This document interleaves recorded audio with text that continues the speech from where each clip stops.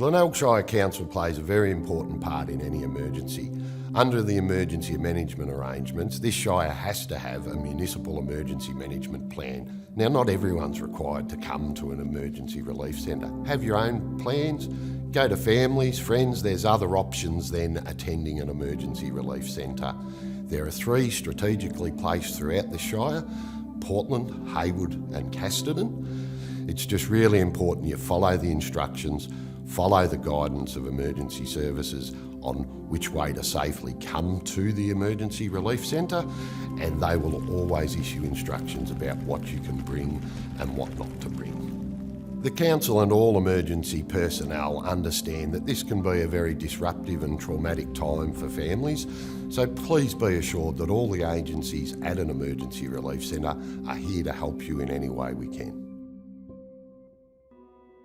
So the Salvation Army Emergency Services is able to respond in different ways during a bushfire or any natural disaster. We have our trailer here, which is able to provide refreshments, teas and coffees and hot drinks, as well as basic meals. And essentially we are able to cater for emergency services personnel down on the staging ground right up at the bushfires. Rather than having to order in town and things like that, we're able to be right there on the ground and support the emergency services personnel. Victorian Council of Churches Emergency Ministries was formed about 40 years ago with the motto of compassion in times of crisis. The type of services that are provided are like psychological support, emotional support, spiritual and personal support.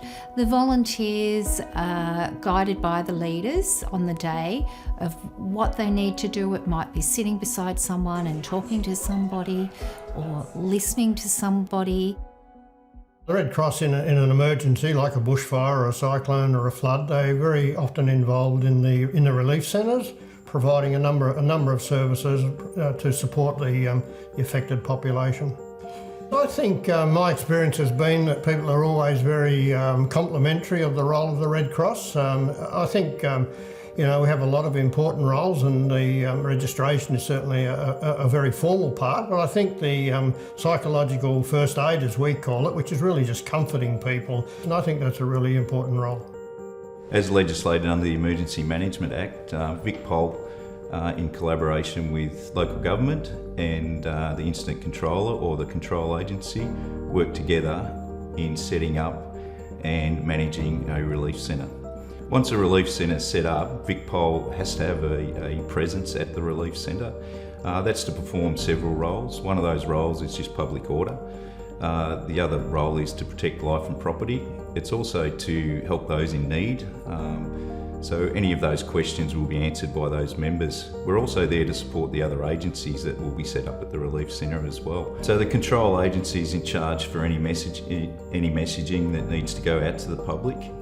That can be via the Vic Emergency app, it can be via text, and it can be via door knocks. Police usually do the door knocks, and if you are given some advice, we encourage you to take that advice and move while it's safe to do so.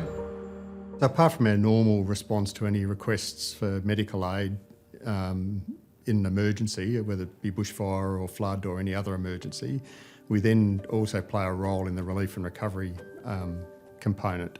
Yeah, it's about community, and so community is more than an individual. So we need to sort of partner and to sort of be engaged, because we might bring one thing to the table to assist in a evacuation or setting up a relief centre, but then all the other agencies have got their parts to play as well. So, without one, the others don't tend to sort of function as well.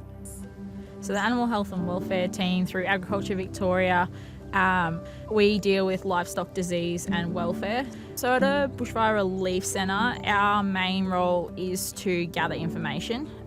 So we're there to promote, I guess, what we can do for them, which is a lot of pasture recovery, animal health assessments, checking that they have feed, so hay, water, pasture available to their livestock.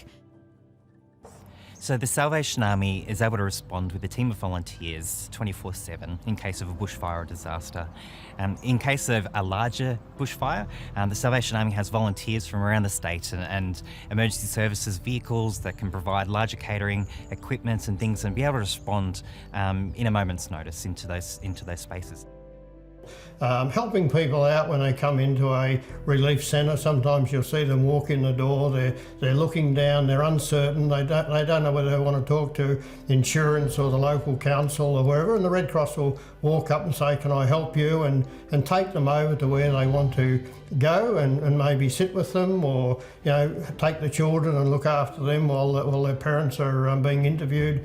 We are here, we've been trained just to sit and listen, and it's okay. Like, they mightn't feel that they need any help, and they might just feel that they just want to sit with someone and not even have a lot to say, but just to have that comfort of knowing that there's someone there that cares. Fire response is really emotional and really traumatic for anyone. I guess as an emergency responder, a lot of it comes back to the reward of seeing you're being involved and helping others. So this is just the role that I'm able to play. I'm not a CFA member, I'm not the person out fighting the fire, but I can go out and I can do my little part. I tend to call it an information centre, and it's really important at a time of crisis and people are under pressure that they know that there's a one-stop shop. They can go to some place that they can trust people, they can get all the information, the support of the Red Cross, be referred to the various agencies, and not be told, oh, you have to go here, or you have to ring this number, or you have to do that, which is the last thing people need when they're stressed and trying to deal with their family tragedies or whatever it might be.